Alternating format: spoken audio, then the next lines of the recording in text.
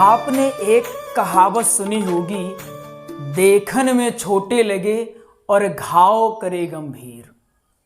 अगर आपको कोई बड़ी बात नहीं पता है तो लोग ज़्यादा उसमें ऑब्जर्व नहीं करते, सोच लेते चलो बड़ी बात थी।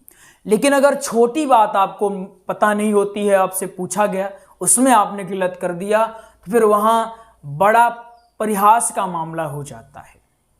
आप शायद ही जो आज हम आपको बताने जा रहे हैं इससे पहले कभी सोचे होंगे कि ऐसा हो भी सकता है। अगर नहीं सोचे हैं तो सोच लीजिए इसको बढ़िया से। आज हम जानने वाले हैं श्रीमद् भागवत का अर्थ। क्या आपने कभी सोचा कि जिसमें श्रीमद् लगा होता है इसका अर्थ क्या होता है, भागवत का अर्थ क्या होता है? क्या आपने कभी सोचा है? हमें तो नहीं लगता सबने सोचा होगा। जितने लोग देख रहे हैं उनमें से कुछ परसेंटेज लोगों ने सोचा होगा, लेकिन बाकी लोगों ने नहीं सोचा होगा। यही तो गलती है। कुशल वक्ता वो नहीं जो रटंतु बात को आए कॉपी पेस्ट करके चले जाएं। कुशल वक्ता तो वो हैं जो पढ़ें, समझें, उसको समझने के बाद वो खुद के विवेक से जो उनको निकले कि इसमें और अच्छा कैसे किया जा सकता है, वो ले जा करके समाज के सामने प्रस्तुत करें। अगर कोई ऐसा वक्ता है वो रटता है और कॉपी पेस्ट कर देता है तो वो समाज के लिए विष के समान है। तो आप लोगों को रटना नहीं है, आप लोगों को कॉन्सेप्ट बढ़ाना है, कॉन्सेप्ट क्लियर करना है अपने को कि हमने पढ़ा, फिर हमने समझा, फिर हमने उसको एक्सप्लेन किया, समझते चलना है। तो इसमें जो श्रीमद् लगा हुआ है इसका क्या अर्थ होता है, जो भागवत है इसका क्या अर्थ होता है, इसको समझने का प्रयास करते। श्रीमद् ये भगवान के लिए प्रयोग है। किसके लिए? भगवान के लिए, है ना, भगवान के लिए प्रयोग है। इसका अर्थ क्या होता है? ऐश्वर्य पूर्ण, ऐश्वर्य पूर्ण ईश्वर, ऐश्वर्य पूर्ण ईश्वर। ऐश्वर्य का अर्थ क्या होता है? संपूर्ण, संपूर्ण, जिसके पास सब कुछ है, किसी भी चीज की कमी नहीं है, उसको कहते हैं ऐश्वर्य। तो अब समझ में आ गया होगा कि श्रीमद् का क्या अर्थ होता है। अब समझते हैं भागवत का अर्थ। तो भागवत कितने शब्दों से मिलकर बना है? 5। पहला है भा, दूसरा क्या है? गा नहीं है, दूसरा है आ, तीसरा है गा, चौथा है वा, और ये 5वां है ता। भा से क्या हुआ? किसी को पता है क्या? भा से हुआ भूमि, आ से क्या हुआ? अग्नि, और गा से क्या हुआ? गगन, वा से क्या हुआ? वायु, ता से क्या हुआ? तोय या फिर नीर।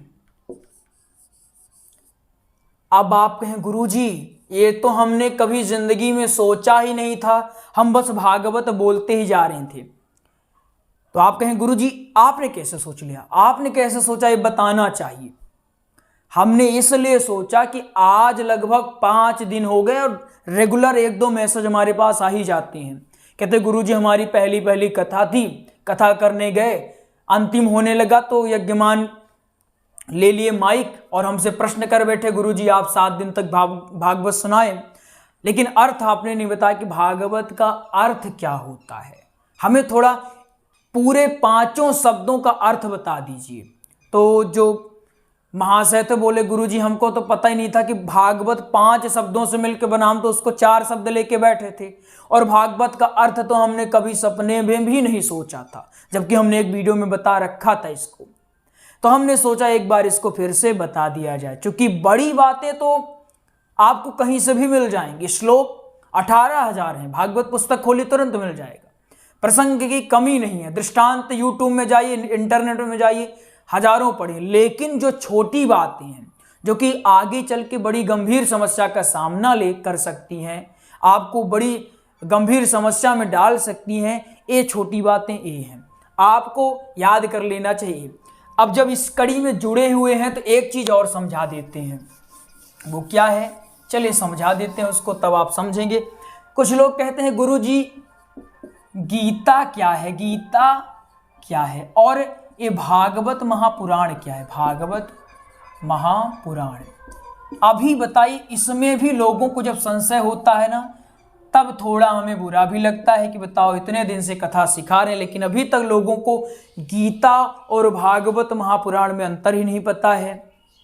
समझ लीजिए, गीता 700 श्लोकों से बनी हुई है। इसको श्री कृष्ण ने 45 मिनट तक कुरुक्षेत्र में, कहाँ, कुरुक्षेत्र में की थी। गीता 700 श्लोकों से बनी है, निर्मित है।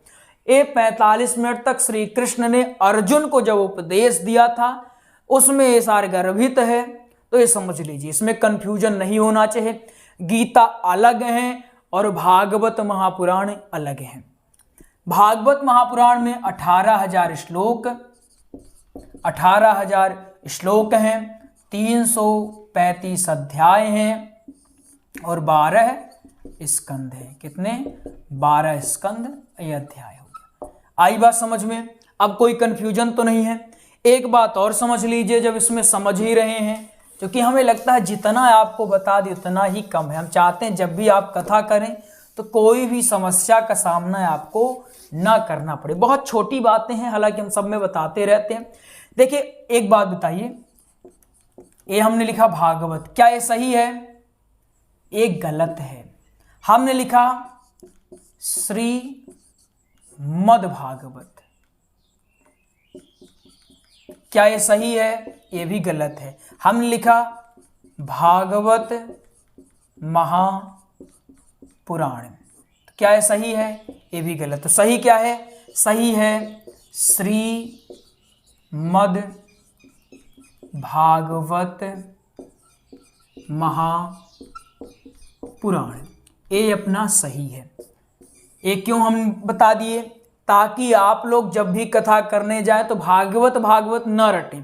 कहीं एक्सप्लेन कर रहे हैं, समय कम है, तो आप भागवत के साथ श्री या भागवत जी लगा सकते हैं, लेकिन जो सही उच्चारण है, जैसे आपको कभी पोस्टर बनवाना हो, उसमें लिखवाना हो, तो आप श्रीमद् भागवत महापुराण ही कहेंगे। हमने बहुत लोगों का पोस्टर भी देखा है, उसमें क्या करते हैं, उसमें भागवत महापुराण लिखवा देते हैं। अगर आप श्री नहीं लगा रहे हैं, श्रीमद् नहीं लगा रहे, तो भागवत का ये अपमान माना जाता है और हमें भागवत का अपमान करना नहीं है।